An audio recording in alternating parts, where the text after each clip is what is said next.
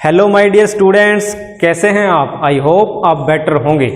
आज की इस वीडियो में हम डिस्कस करेंगे कक्षा 12वीं की फिजिक्स का चैप्टर फर्स्ट, जिसका नेम है इलेक्ट्रिक चार्जेस एंड फील्ड्स। आज जो टॉपिक हम इसमें डिस्कस करने वाले हैं वो है इलेक्ट्रिक फील्ड क्या होता है, electrical field intensity, electrical field intensity due to a point charge, electrical field intensity due to group of charges, physical significance of electric field, और उसके बाद में डिस्कस करेंगे इलेक्ट्रिकल फील्ड लाइंस के बारे में। तो ये है आपके आज के टॉपिक। इससे जो प्रीवियस टॉपिक्स है वो हम प्रीवियस पार्ट्स में डिस्कस कर चुके हैं। अगर वो वीडियो आपने नहीं देखी तो पहले उन वीडियो को जरूर देखिएगा, ताकि इस वीडियो का कोई भी कंसेप्ट आपसे स्किप ना हो पाए। तो शुरुआत करते हैं आज की इस वीडियो की हमारे फर्स्ट टॉपिक के साथ, इलेक्ट्रिक फील्ड के साथ। तो देखिए इलेक्ट्रिक फील्ड क्या होता है। तो हमने लास्ट वीडियो में डिस्कस किया था कूलॉम्स लॉ। तो उसमें क्या था कि दो चार्ज थे हमारे पास, Q1 एंड Q2, यानी कि दो शरारती बच्चे r डिस्टेंस पर है और ये आपस में लड़ रहे हैं। लड़ने का मतलब क्या, इनके बीच में फोर्स लग रहा है, एक दूसरे के साथ धक्का मुक्की कर रहे हैं, मुक्का मार रहे हैं, खींच रहे हैं एक दूसरे को। तो यानी कि अट्रैक्शन फोर्स। दूर धकेल रहे हैं तो कौन सा फोर्स लगेगा? Repulsion force. अब मास्टर जी है कूलॉम साहब भाई, वो कहते हैं ये लड़ रहे हैं तो इनको कैसे दूर करें, इनका लड़ना कैसे छुटाएं। तो वो कहते हैं, उन्होंने एक नियम दिया, वो कहते हैं कि इनके बीच की डिस्टेंस को बढ़ा दो आप। मास्टर जी कहते हैं इनके बीच की डिस्टेंस को बढ़ा दो, इनको अलग अलग कर दो आप, अलग अलग डेस्क पे बिठा दो। तो इसके कारण इनके ऊपर फोर्स है वो क्या हो जाएगा, कम हो जाएगा, एक दूसरे से लड़ेंगे नहीं। तो ये क्यों हुआ आखिर? तो इसका कारण क्या, जरा गौर करिए। अब ये जो Q1 है, इसका मान लेते हैं ये जो शरारती बच्चा है Q1, ये बस अपना प्रभाव यहीं तक दिखा सकता है, इसकी गुंडागर्दी यहां तक ही चलेगी, इस इतने बेंचेस तक चलेगी। और ये जो Q2 है, इसकी गुंडागर्दी ये मान के चलो भी इतने बेंचेस तक चलती है। इसके बाहर अगर कोई बच्चा यहां बैठा है तो ये उसके साथ शरारत नहीं कर सकता, ये उसकी पहुंच से बाहर है। यही कंडीशन इसके साथ है कि अगर कोई बच्चा यहां बैठा है तो ये उसके साथ शरारत नहीं कर पाएगा, उसके साथ लड़ नहीं पाएगा, क्योंकि इसका ये दायरा यहीं तक है। समझ में आई बात? अगर कोई बच्चा यहां बैठा है तो उसकी तो खैर नहीं, उसको ये नहीं छोड़ेगा। यही इसके साथ है कि अगर कोई बच्चा यहां बैठा है तो ये इसको नहीं छोड़ेगा। और ये जो कंसेप्ट हमने यूज किया है, यही तो इलेक्ट्रिक फील्ड है। जरा समझिए कैसे। कोई चार्ज है, उसके चारों ओर कोई स्पेस है, एरिया है, जहां तक ये चार्ज अपना प्रभाव दिखाता है। चार्ज क्या प्रभाव दिखाएगा? या तो अट्रैक्शन का या रिपल्शन का, ये दो ही तो प्रभाव दिखाएगा ये। यानी कि चार्ज क्या काम करता है, फोर्स लगाता है किसी दूसरे चार्ज पे, या तो अट्रैक्शन का फोर्स लगाएगा या वो फोर्स लगाएगा रिपल्शन का। यही तो होगा। अगर कोई चार्ज इसके दायरे से बाहर है तब इनके बीच में किसी प्रकार का कोई फोर्स काम नहीं करने वाला। लेकिन अगर इसके दायरे में कोई आ गया, फिर क्या करेगा, ये जो चार्ज है इस पे फोर्स लगाएगा। तो यही है इलेक्ट्रिक फील्ड। उम्मीद करता हूं समझ में आ गया होगा। अब इसकी डेफिनेशन नोट डाउन करते हैं, इसका स्क्रीनशॉट ले लो पहले तो आप। अब समझते हैं इलेक्ट्रिक फील्ड को आप एग्जाम में कैसे लिखोगे। तो देखिए ये डेफिनेशन इलेक्ट्रिक फील्ड की, electric field due to a given charge, यानी कि हमारे पास कोई चार्ज गिवन है, ये वाला चार्ज, इसके कारण इलेक्ट्रिक फील्ड क्या होगा, गौर करते हैं। As the space around the charge, यानी कि चार्ज के अराउंड वो स्पेस, इसके अराउंड वो स्पेस है, इन विच, जिसमें इलेक्ट्रोस्टैटिक फोर्सेस ऑफ अट्रैक्शन और रिपल्सन, यानी कि जिसमें, इस एरिया में, इस स्पेस में इलेक्ट्रोस्टैटिक फोर्स ऑफ अट्रैक्शन या रिपल्सन क्या होंगे, ड्यू टू द चार्ज, यानी कि इस चार्ज के कारण कैन भी एक्सपीरियंस किए जाएंगे। यानी कि इस चार्ज के कारण इस स्पेस में क्या होगा, इलेक्ट्रोस्टैटिक फोर्स ऑफ अट्रैक्शन और रिपल्सन एक्सपीरियंस किए जाएंगे, यानी कि महसूस किए जाएंगे। किसके द्वारा महसूस किए जाएंगे, मेरे द्वारा या आप द्वारा? नहीं, बाय एनी अदर चार्ज, किसी अदर चार्ज के द्वारा महसूस किए जाएंगे। यानी कि कोई चार्ज यहाँ पड़ा हुआ है ना, उसकी खैर नहीं, ये बता देगा उसको भी मैं कौन हूँ। तो इस चार्ज के द्वारा जो फोर्स एक्सपीरियंस होंगे वही क्या है, इलेक्ट्रिक फील्ड। जिस स्पेस के अंदर इसके द्वारा जो फोर्स महसूस किए जाएंगे, अगर इससे बाहर है इस दायरे से, तो हम क्या कहेंगे, इनके ऊपर कोई फोर्स नहीं लग रहा। तो यही है आपका इलेक्ट्रिक फील्ड। अब हम डिस्कस करते हैं इलेक्ट्रिकल फील्ड इंटेंसिटी। तो देखिए अभी हमने डिस्कस किया था इलेक्ट्रिकल फील्ड के बारे में, तो उसमें क्या था, हमारे पास कोई चार्ज था और इसके चारों ओर कोई स्पेस जिसमें कोई दूसरा चार्ज यानी कि ये वाला चार्ज क्या करता है, फोर्स एक्सपीरियंस करता है, यानी कि फोर्स को महसूस करता है, तो वो क्या होगा, इलेक्ट्रिकल फील्ड होगा इस चार्ज का। यही है। अब क्या है, एक छोटी सी टर्म आपको याद रखनी है, जरा गौर करिएगा। ये जो चार्ज है ना, छोटे वाला चार्ज, इसको हम नाम दे रहे हैं टेस्ट चार्ज। नोट कर लीजिएगा ये पॉइंट, इसको हम नाम दे रहे हैं टेस्ट चार्ज। और ये जो चार्ज है ना, वो बहुत ज़्यादा छोटा होगा, यानी कि स्मॉलेस्ट होगा। ये स्मॉलेस्ट क्यों होगा और इसकी वैल्यू क्या होगी? स्मॉलेस्ट चार्ज है हमारा ये 1 कूलम के बराबर, और ये सबसे छोटा इसलिए लिया गया है ताकि ये क्या करे, इसका कोई इलेक्ट्रिक फील्ड ना हो, यानी इसका खुद का क्या हो, कोई इलेक्ट्रिक फील्ड ना हो। ये कैरेक्टरिस्टिक है इसके टेस्ट चार्ज के। ये सबसे स्मॉलेस्ट चार्ज हमने लिया है जिसका खुद का कोई इलेक्ट्रिक फील्ड नहीं होता। अगर इसका खुद का इलेक्ट्रिक फील्ड हो, मान लो अगर हमने यहाँ पर कोई बड़ा चार्ज ले लिया, बड़े चार्ज का मीनिंग क्या होगा, इसका खुद का इलेक्ट्रिक फील्ड होगा, और खुद का इलेक्ट्रिक फील्ड हुआ तो क्या हुआ, ये देखो इसका खुद का इलेक्ट्रिक फील्ड है, ये मान लेते हैं, तो क्या होगा, अब टोटल इलेक्ट्रिक फील्ड क्या होगा, प्रभाव क्षेत्र क्या होगा, ये होगा इतना। यानी कि अगर ये चार्ज बड़ा हुआ तो इस चार्ज के इलेक्ट्रिक फील्ड को क्या करेगा, प्रभावित करेगा, इन्फ्लुएंस करेगा, इसको भी करेगा कि नहीं करेगा, करेगा। तो इसलिए इसकी जो क्वांटिटी है इलेक्ट्रिक फील्ड की वो कम से कम होनी चाहिए, यानी कि बिल्कुल 0 के बराबर। और सबसे छोटा चार्ज हम इसीलिए ले रहे हैं भी, ताकि ये क्या करे, इस चार्ज के, क्यू चार्ज के इलेक्ट्रिक फील्ड को प्रभावित ना कर सके। तो क्लियर हो गया टेस्ट चार्ज। बाकी जैसे जैसे हम आगे पढ़ते जाएंगे, इस चैप्टर में बढ़ते जाएंगे, वैसे वैसे आपको ये सारी टर्म्स क्लियर होती रहेगी। तो अब हम बात कर रहे हैं इलेक्ट्रिकल फील्ड इंटेंसिटी के बारे में। इलेक्ट्रिकल फील्ड इंटेंसिटी क्या होती है, जरा गौर करिए। एक एग्जांपल ले रहे हैं बल्ब का। ये कोई बल्ब है, लाइट सोर्स कह सकते हो आप। अब इस लाइट सोर्स के नजदीक यहां जो इसकी स्ट्रेंथ होगी लाइट की, वो क्या होगी, मैक्सिमम होगी। यानी कि यहां जो लाइट होगी ना, वो बहुत तेज होगी, और इससे दूर क्या होगा, जैसे इससे दूर जाएंगे तो वो धीरे धीरे क्या होती जाएगी, कम होती जाएगी, और एट द एंड क्या होगी, मिनिमम हो जाएगी। और बहुत ज़्यादा दूर जाने पे क्या हो जाएगा, बिल्कुल डार्कनेस आ जाएगी। होता है ना ऐसा, क्या नहीं होता? तो ये हम कह सकते हैं इसकी स्ट्रेंथ लाइट की। वैसा ही कुछ हम इसके अंदर डिस्कस करने वाले हैं। तो इसके केस में हम क्या कहेंगे, जो इलेक्ट्रिकल फील्ड इंटेंसिटी है वो क्या होगा, वो फोर्स होगा किस पर, ऑन टेस्ट चार्ज। जरा ध्यान से समझिएगा पहले इसको, होता क्या ये पॉइंट, यानी कि इलेक्ट्रिकल फील्ड इंटेंसिटी होती क्या है। अब यहां तो हमने सिंपल सा मेथड ले लिया कि जो लाइट डिम है तो वहां स्ट्रेंथ कम है, यानी कि वहां लाइट की इंटेंसिटी क्या होगी, कम होगी, और जहां लाइट की क्वांटिटी ज्यादा है तो वहां वो क्या होगी, मैक्सिमम होगी। अब हमारे पास जो टर्म हम यूज कर रहे हैं वो क्या है, इलेक्ट्रिकल फील्ड की इंटेंसिटी। यानी कि इलेक्ट्रिकल फील्ड इंटेंसिटी की बात कर रहे हैं, तो यानी कि इलेक्ट्रिकल फील्ड की इंटेंसिटी, यानी कि कितना पावरफुल इलेक्ट्रिक फील्ड है। तो इसके जो नजदीक जो इलेक्ट्रिकल फील्ड होगा वो बहुत ज्यादा पावरफुल होगा। तो उसका हम पता कैसे लगाएंगे, यानी कि यहाँ ये टेस्ट चार्ज रखा हमने, और यहाँ इसके ऊपर जो फोर्स लगेगा उससे हम कहेंगे कि जो फोर्स यहाँ लग रहा है वो क्या है, मैक्सिमम है। तो इसका मतलब क्या हुआ, यहाँ इंटेंसिटी सबसे ज्यादा है। थोड़ा दूरी पर जाएंगे, यहाँ टेस्ट चार्ज रखेंगे, यहाँ फाइंड आउट करेंगे इलेक्ट्रिकल फील्ड इंटेंसिटी क्या है, इलेक्ट्रिकल फील्ड क्या है इस पॉइंट के ऊपर, इलेक्ट्रिकल फील्ड फाइंड आउट करेंगे इस पॉइंट के ऊपर। तो वहां हम क्या देखेंगे कि जो फोर्स लग रहा है टेस्ट चार्ज पे वो क्या है, थोड़ा कम है। तो फिर हम क्या कहेंगे कि यहाँ जो इलेक्ट्रिकल फील्ड इंटेंसिटी क्या है, कम है। तो अब आपको क्लियर हो गया होगा इलेक्ट्रिकल फील्ड इंटेंसिटी क्या होती है। यानी कि किसी भी पॉइंट के ऊपर इलेक्ट्रिकल फील्ड में जो टेस्ट चार्ज है फोर्स एक्सपीरियंस करता है, उसी को हम क्या कहेंगे, इलेक्ट्रिकल फील्ड इंटेंसिटी कहेंगे। क्लियर हो गया ना ये बात। तो सीधी सादी भाषा में हम यही कहेंगे इलेक्ट्रिकल फील्ड इंटेंसिटी को कि ये कोई चार्ज है और ये कोई टेस्ट चार्ज है।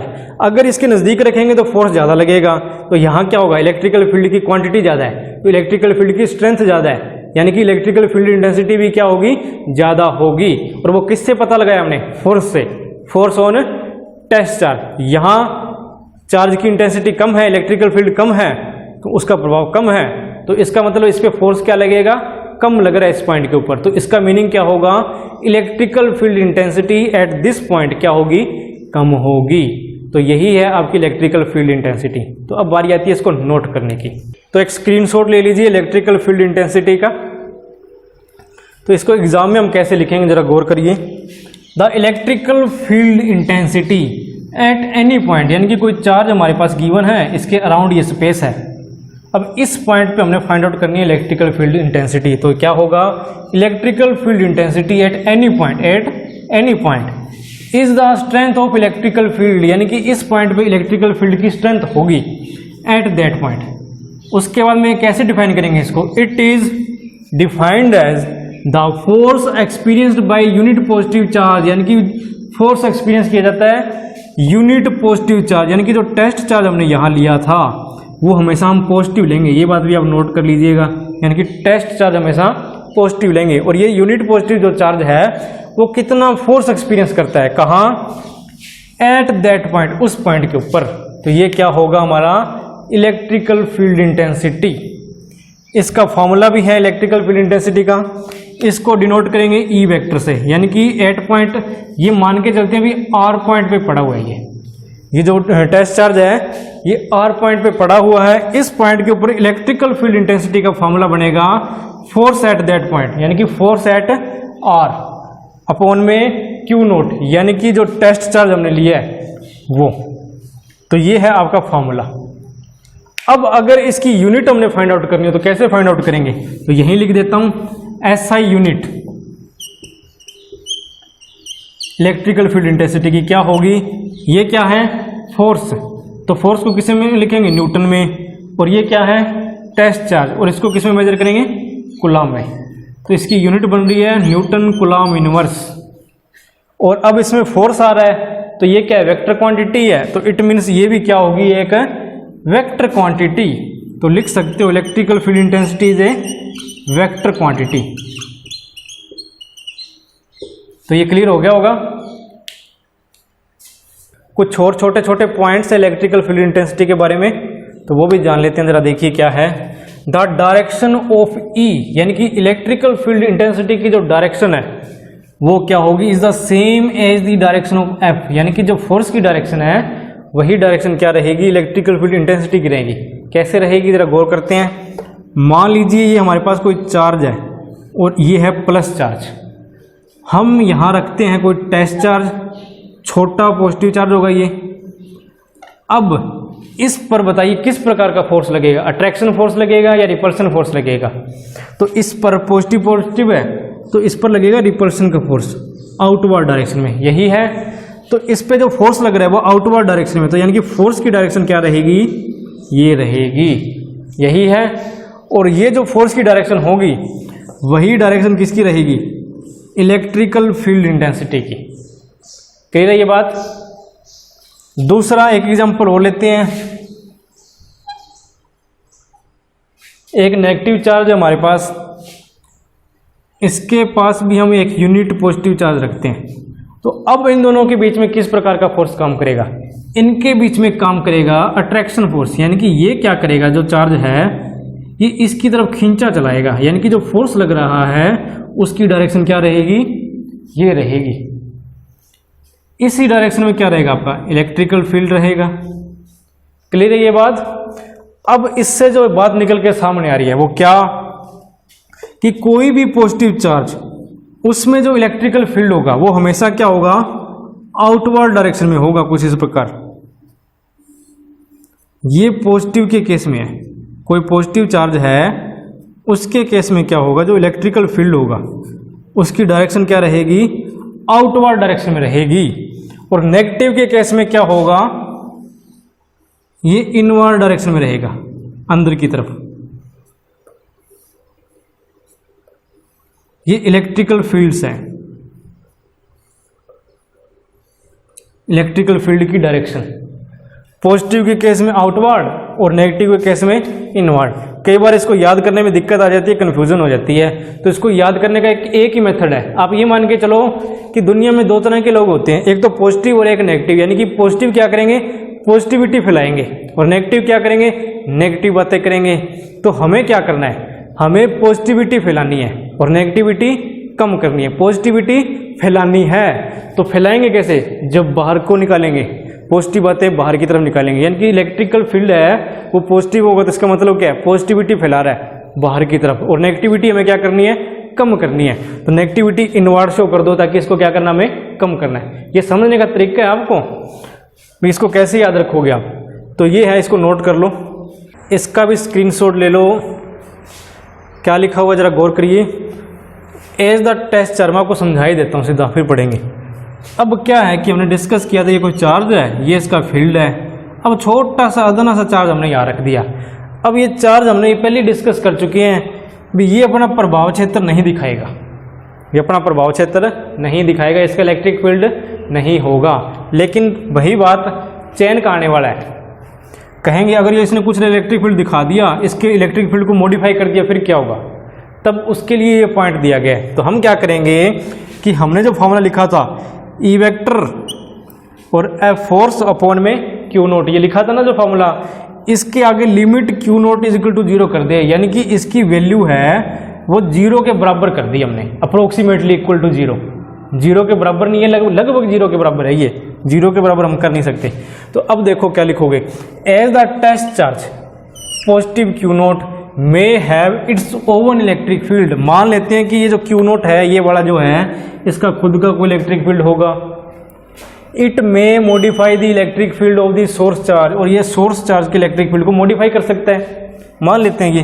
Therefore to minimise this effect, इस इफेक्ट को मिनिमाइज करने के लिए, एंड अल्टीमेटली रिमूव इट, इस इफेक्ट को मिनिमाइज करना और इसको रिमूव करने के लिए हम क्या करेंगे, इलेक्ट्रिकल फील्ड इंटेंसिटी को हम कुछ इस प्रकार लिख देंगे, जिसमें हमने क्या शो कर दिया, यानी कि क्यू नोट की वैल्यू क्या है, अप्रोक्सीमेटली इक्वल टू 0 है। यानी कि ये क्या ना इफेक्ट डाले, इस सोर्स चार्ज के इलेक्ट्रिक फील्ड पर इफेक्ट ना डाले। तो ये है आपका ये पॉइंट। अब एक क्वेश्चन सोल्व करते हैं इलेक्ट्रिकल फील्ड से रिलेटेड, तो आपको ये कंसेप्ट और भी पक्का हो जाएगा। जरा देखो क्या है वो क्वेश्चन, कैलकुलेट दी फोर्स, हमें फोर्स कैलकुलेट करनी है किसके ऊपर, ऑन एन इलेक्ट्रॉन, एक इलेक्ट्रॉन के ऊपर, इन ए यूनिफॉर्म इलेक्ट्रिक फील्ड। हमें क्या दिया गया, यूनिफॉर्म इलेक्ट्रिक फील्ड दिया हुआ इस प्रकार, यहाँ कोई इलेक्ट्रॉन पड़ा हुआ है, इस इलेक्ट्रॉन पे फोर्स फाइंड आउट करना है कितना लगेगा, और यहाँ वैल्यू दी हुई इलेक्ट्रिक फील्ड की कितनी, 5 × 10⁴ न्यूटन पर कूलम। साथ में डायरेक्शन दी हुई है इसकी ड्यू नॉर्थ, यानी कि नॉर्थ डायरेक्शन में। तो ऐसे क्वेश्चन को सोल्व कैसे करेंगे, तो जो गिवन हमें पहले वो नोट कर लेते हैं। क्या क्या गिवन है, इलेक्ट्रिकल फील्ड गिवन है, तो लिखो कितनी वैल्यू है इसकी, 5 × 10⁴ न्यूटन पर कूलम, और इसकी डायरेक्शन भी दी हुई है ड्यू नॉर्थ।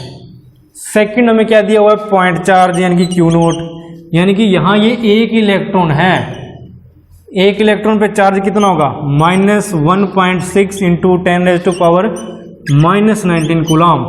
ये एक इलेक्ट्रॉन पर चार्ज है, उम्मीद है ये आपको पता होगा। तो जो भी हम यहाँ टेस्ट चार्ज लेते हैं, चाहे पॉजिटिव लें या नेगेटिव लें कहीं भी, तो उसकी वैल्यू हम या तो एक इलेक्ट्रॉन लेंगे या एक प्रोटॉन लेंगे। एक इलेक्ट्रॉन पे चार्ज होगा 1.6 × 10⁻⁻19 कूलम, माइनस के अंदर। अगर प्रोटॉन लिया तो इस पर वैल्यू कितनी होगी, इसकी वैल्यू होगी +1.6 × 10⁻⁻19 कूलम, यानी कि मिनिमम जो टेस्ट चार्ज की वैल्यू होगी वो इतनी होगी ही होगी। तो ये क्लियर है आपको, इसकी वैल्यू मैंने आपको पहले भी प्रीवियस वीडियोज में भी याद करवाई है। अब इसको सॉल्व करते हैं, तो हमें क्या फाइंड आउट करना है, कैलकुलेट दी फोर्स, यानी कि एफ फाइंड आउट करना है। तो एफ कैसे फाइंड आउट करोगे, तो अभी हमने फॉर्मूला डिस्कस किया था ई का, वो क्या था, E = F upon Q note, यही था। तो लिख देते हैं वो फॉर्मूला।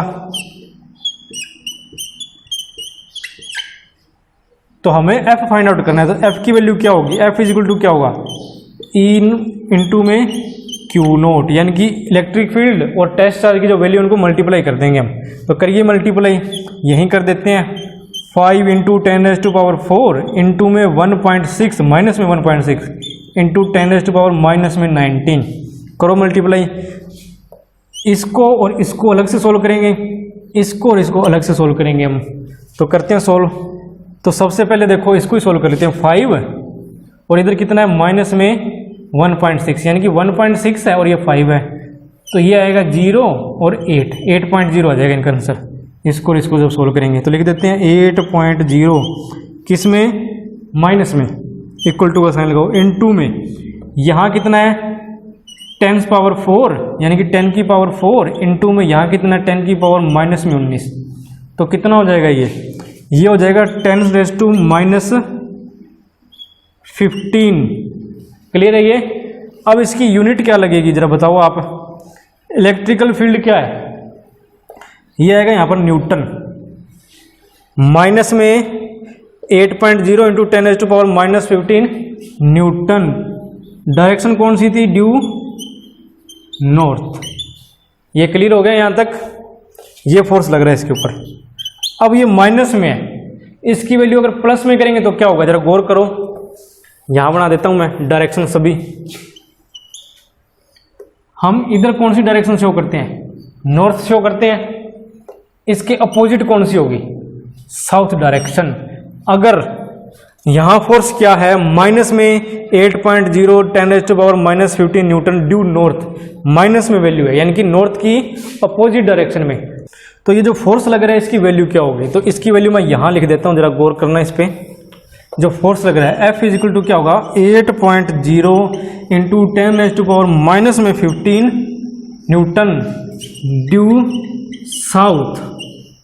साउथ में लिखेंगे हम इसको। क्यों लिखेंगे, क्योंकि यहां जो फोर्स की वैल्यू आ रही है वो नेगेटिव में आ रही है। नेगेटिव से जब इसको पॉजिटिव में कन्वर्ट करेंगे तो नॉर्थ की अपोजिट डायरेक्शन में चला जाएगा, और अपोजिट डायरेक्शन कौन सी है, साउथ। तो ये आपका रिजल्ट आ रहा है इसमें।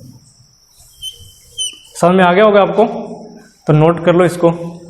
अब देखिए हमारा next topic, electrical field intensity due to a point charge. तो देखिए इसको कैसे सोल्व करेंगे। हमारे पास कोई पॉइंट है O, यहां कोई चार्ज पड़ा हुआ है Q, इससे कुछ दूरी पर यानी कि R0 डिस्टेंस पर एक पॉइंट चार्ज रख दिया हमने Q0, और वो पॉइंट कौन सा है, P पॉइंट के ऊपर। अब मान लेते हैं कि इससे इस डायरेक्शन में फोर्स लग रहा है ये, तो यहां हमने क्या करना है, electrical field intensity find out करनी है। तो कैसे फाइंड आउट करेंगे जरा गौर करिए। सबसे पहले लिखो OP इजिकल टू R0, यानी कि इन दोनों चार्जेस के बीच में जो डिस्टेंस है वो कितनी है, R0 है। अब हम कूलॉम्स लॉ यहां पर यूज कर लेंगे, Coulomb's law in vector form. तो वो क्या है जरा गौर करो। अकॉर्डिंग टू कूलॉम्स लॉ, पहले आप समझ लीजिए इसको ध्यान से, उसके बाद में नोट कर लीजिएगा। आपको लास्ट में टाइम दे दूंगा स्क्रीनशॉट के लिए। तो क्या होगा Coulomb's law, force is equal to किसके बराबर होगा, 1/4 pi epsilon naught. First charge Q, second charge Q0 upon में उनके बीच की डिस्टेंस R0 का स्क्वायर, और उसी R0 की डायरेक्शन में यूनिट वेक्टर। ये है हमारा कूलॉम्स लॉ। अब इसी कूलॉम्स लॉ से हम क्या करेंगे, electrical field intensity find out करनी है हमने। तो now electric field intensity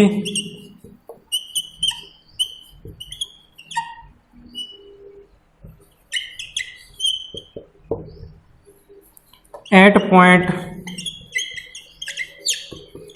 P is, P point पर जो इलेक्ट्रिकल फील्ड इंटेंसिटी होगी तो वो क्या होगी, वो होगी E is equal to force upon में टेस्ट चार्ज। ये फॉर्मूला हम डिस्कस कर चुके हैं। इस फॉर्मूले में हम क्या करेंगे, ये वैल्यू पुट कर देंगे।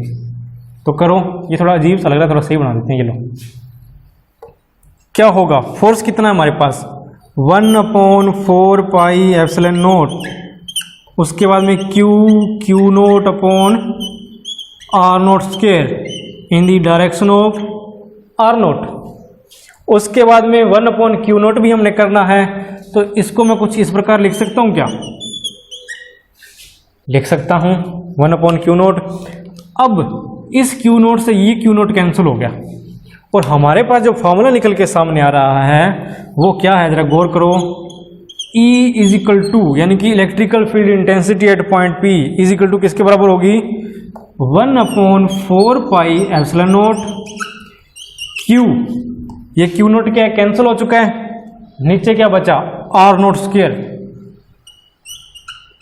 इन दी डायरेक्शन ऑफ R0। यही है। तो ये है आपका फाइनल रिजल्ट।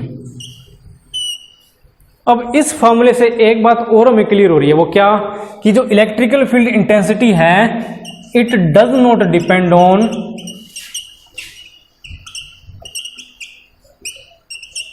Test charge.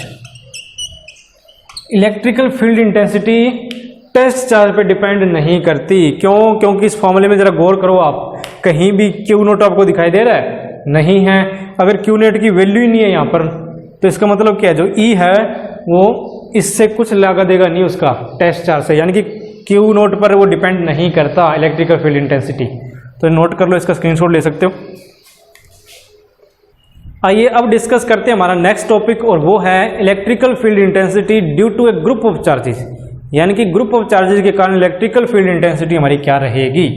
अभी हमने डेरिवेशन सोल्व की थी electrical field intensity due to a point charge, बिल्कुल उसे मिलती जुलती डेरिवेशन है, बस थोड़ी सी कंसंट्रेशन चाहिए आपकी, तो ध्यान से देखिएगा इसको। तो हम क्या करते हैं, मान लेते हैं हमारे पास कोई पॉइंट चार्ज है और इसकी वैल्यू कितनी है, क्यू नोट। अब इस क्यू नोट पर हमने डिस्कस करने हैं अलग अलग चार्जेस के कारण इलेक्ट्रिकल फील्ड इंटेंसिटी। यहां कोई चार्ज है हमारे पास Q1, यहां हम चार्ज ले लेते हैं एक Q2, यहां हम एक चार्ज ले लेते हैं Q3 और यहां हम एक चार्ज ले लेते हैं Q4। इन चारों चार्जेस का कुछ ना कुछ इलेक्ट्रिकल फील्ड होगा और ये आपस में एक दूसरे को इलेक्ट्रिकल फील्ड को क्या करेंगे, इन्फ्लुएंस करेंगे, और उसके कारण यहाँ इस पॉइंट पे, इस पॉइंट को भी अगर आप नाम देना चाहो तो दे सकते हो P पॉइंट। भी इस P पॉइंट के ऊपर इलेक्ट्रिकल फील्ड इंटेंसिटी क्या होगी इन चार्जेस के कारण, वो हमने फाइंड आउट करना है। और इसमें कंसेप्ट कौन सा यूज करेंगे, जो लास्ट डेरिवेशन में हमने यूज किया है। तो बारी बारी से जरा देखते हैं, ध्यान से देखिएगा। सबसे पहले मैं फर्स्ट वन चार्ज की बात करता हूँ, Q1 की। इनके बीच की जो डिस्टेंस है वो मान लेते हैं हम R1 है। समझ लीजिएगा, पहले नोट आप बाद में कर लेना कि है क्या ये। पहले चार्ज की मैं बात कर रहा हूँ Q1 की, इन दोनों के बीच में डिस्टेंस कितनी है, R1, और इस R1 के कारण जो फोर्स लग रहा है वो लग रहा है F1। ये क्लियर आपको? उसके बाद में Q2 के कारण क्या है, इनकी डिस्टेंस देखते हैं पहले। ये डिस्टेंस है R2 और इसके कारण जो फोर्स लग रहा है वो है F2, force 2। Third one Q3 और इस P पॉइंट के बीच की जो डिस्टेंस है वो है R3 और इसके कारण जो फोर्स लग रहा है वो है F3। ये क्लियर है? और लास्ट जो हमने लिया है Q4, इनके बीच में डिस्टेंस है P पॉइंट और Q4 के बीच में R4 और इसके कारण जो फोर्स लग रहा है वो है F4। ये चार्ज की मैं वैल्यू यहाँ लिख देता हूँ Q नोट। तो ये डायग्राम आपको बनाना आ गया होगा, समझ में आ गया होगा क्या चीज़ है। एक बार फिर से देख लीजिए, हमारे पास ये चार्ज है Q नोट 8 पॉइंट P और इस पॉइंट पे हमने electrical field intensity find out करनी है due to group of charges, यानी कि ये चार चार्जेस हमने दिए हुए हैं, इनके कारण हमने क्या करना है, electrical field intensity find out करनी है इस पॉइंट के ऊपर। तो सबसे पहले हम क्या करेंगे, इनके बीच की डिस्टेंस लिख रहे हैं, ये देखो R1, R2, R3, R4, इनके कारण फोर्सेस क्या लग रहे हैं, F1, F2, F3, F4। तो अब हम शुरू करते हैं इस क्वेश्चन को, तो जरा गौर करना। तो लिखो electric field intensity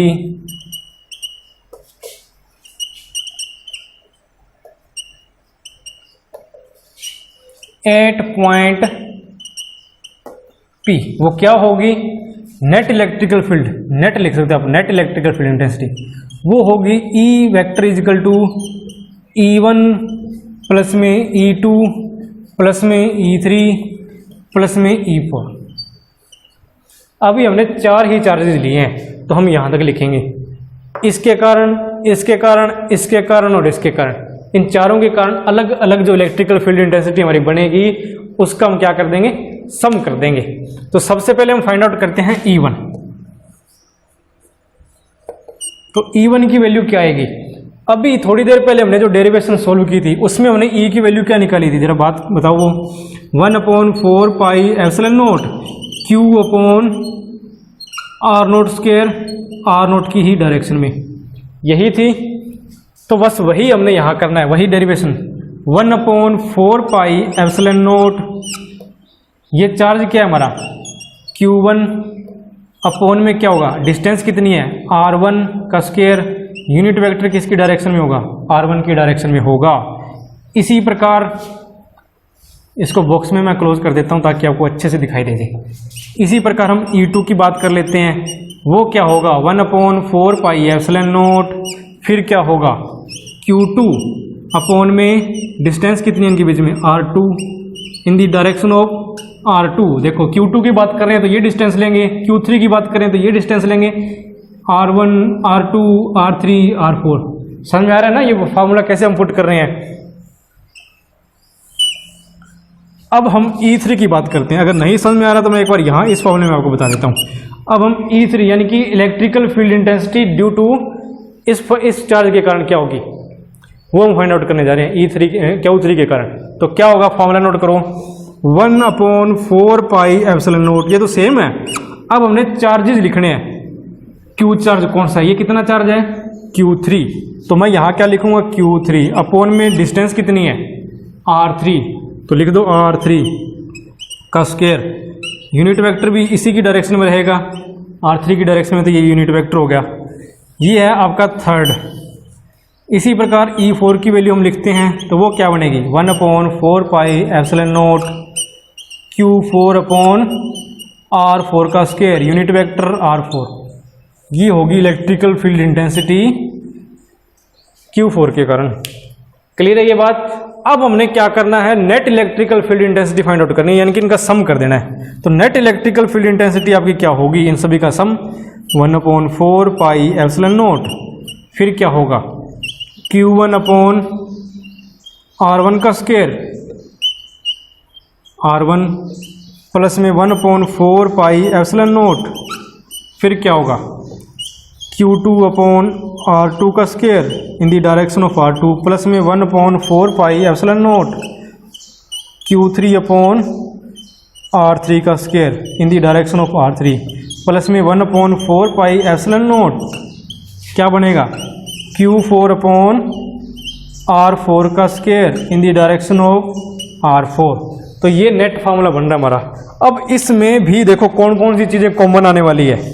1/4 pi epsilon not 1/4 pi epsilon not ये कॉमन है, तो इनको कॉमन ले लीजिए।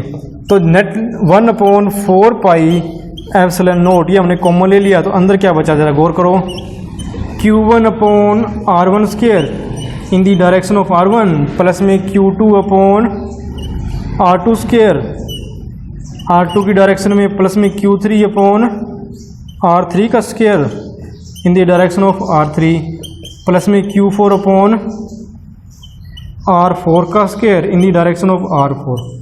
ये रिजल्ट हमारे सामने आ रहा है, आपको दिखाई दे रहा होगा। अब इसकी कोई वैल्यू नहीं, इसको एक बार इरेज कर देता हूं मैं, यहां वैल्यू लिख देते हैं हम।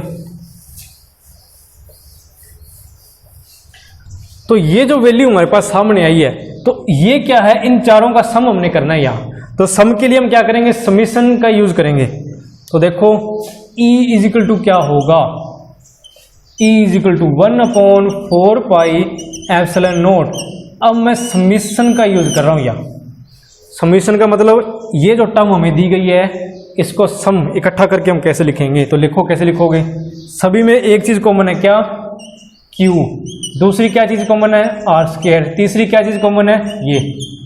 यहां भी मैं I कर देता हूं, यहां भी मैं I कर देता हूं और यहां भी मैं I कर देता हूं। कैसे, Q1 R1 R1, Q2 R2 R2, Q3 R3 R3, Q4 R4 R4, यही है।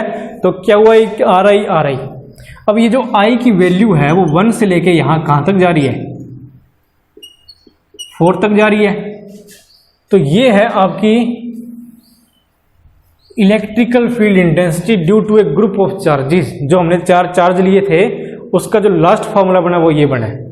अब अगर आपको ये कहे कोई कि यहां 4 नहीं n नंबर ऑफ चार्जेस है, तब आपका फॉर्मूला क्या बनेगा, तब भी यही फॉर्मूला बनेगा, बस 4 की जगह यहां क्या लिखेंगे हम n लिख देंगे।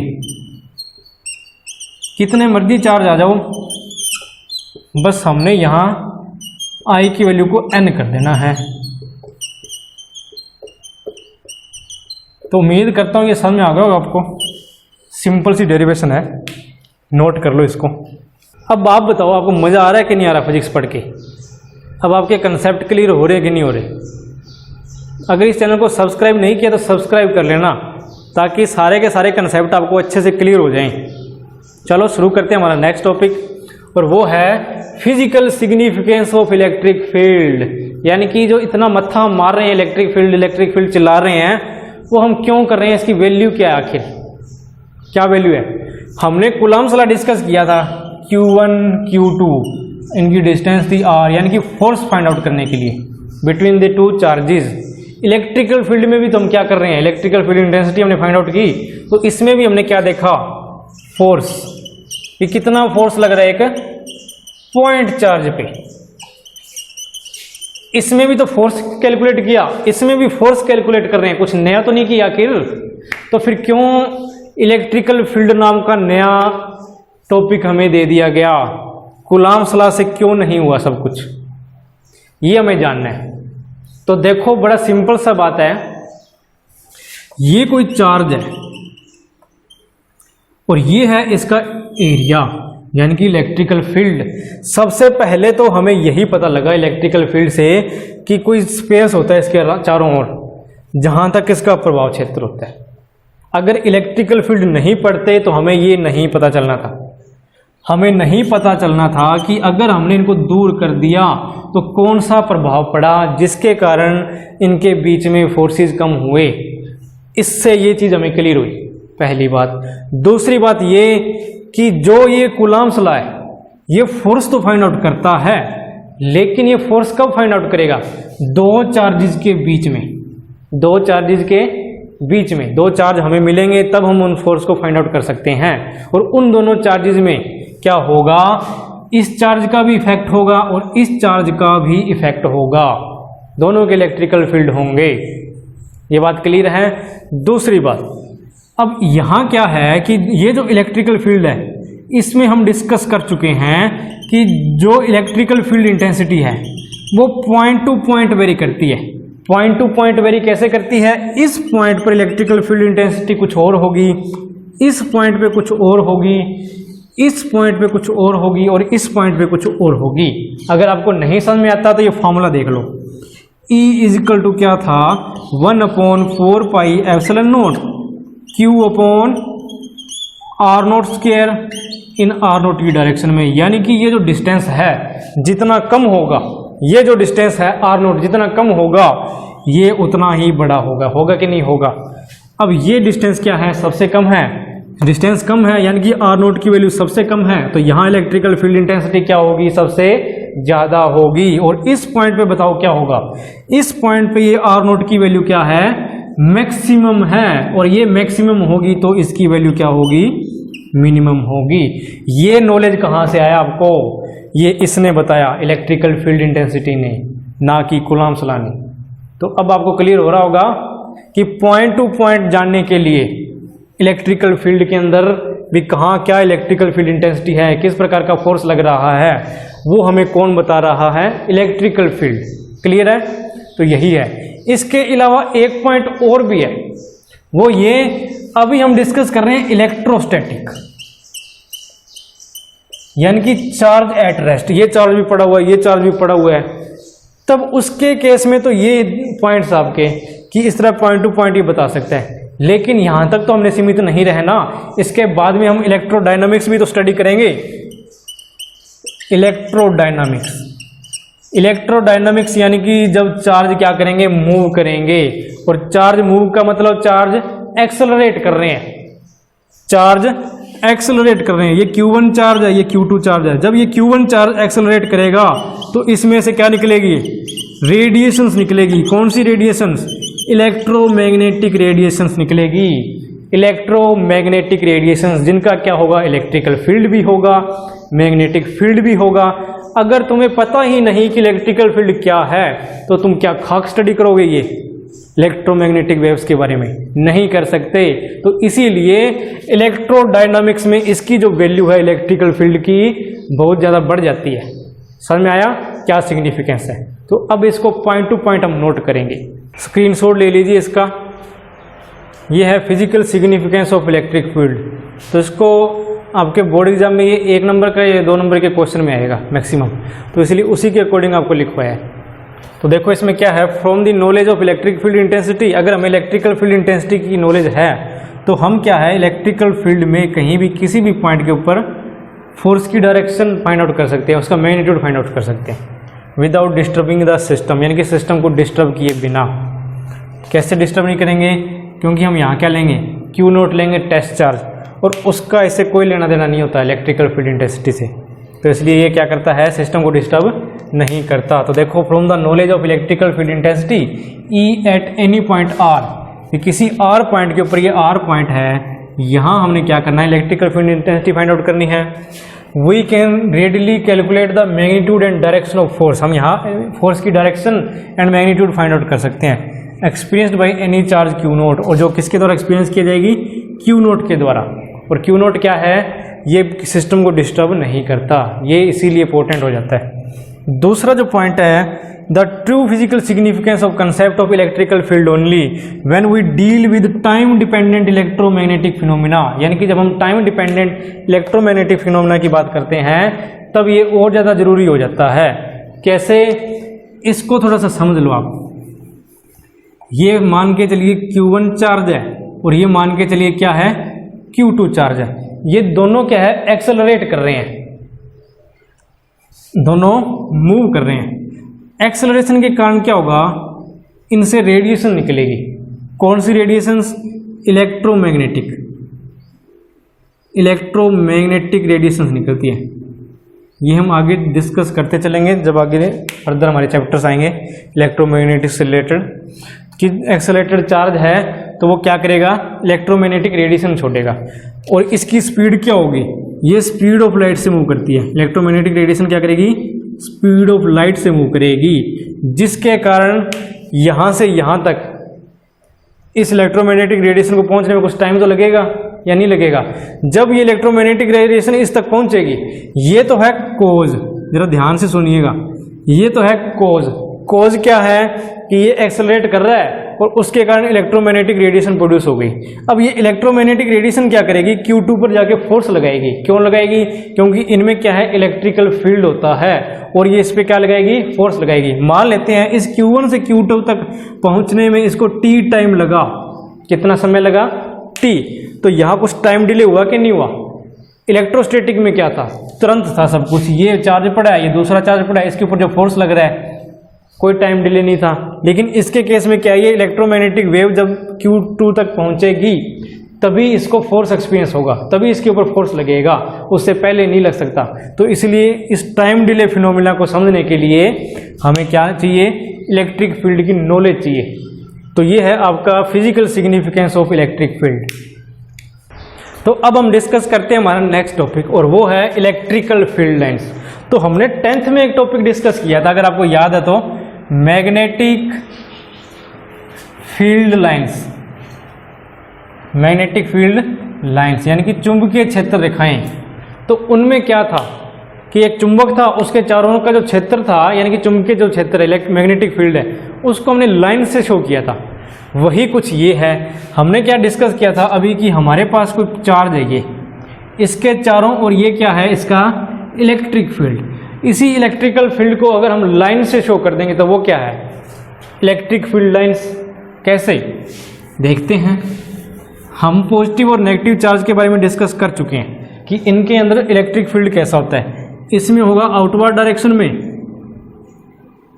क्योंकि पॉजिटिविटी हमें फैलानी है तो ये आउटवर्ड डायरेक्शन में होगा, और नेगेटिविटी को हमें क्या करना है, कम करना है, तो ये होता है इनवर्ड डायरेक्शन में।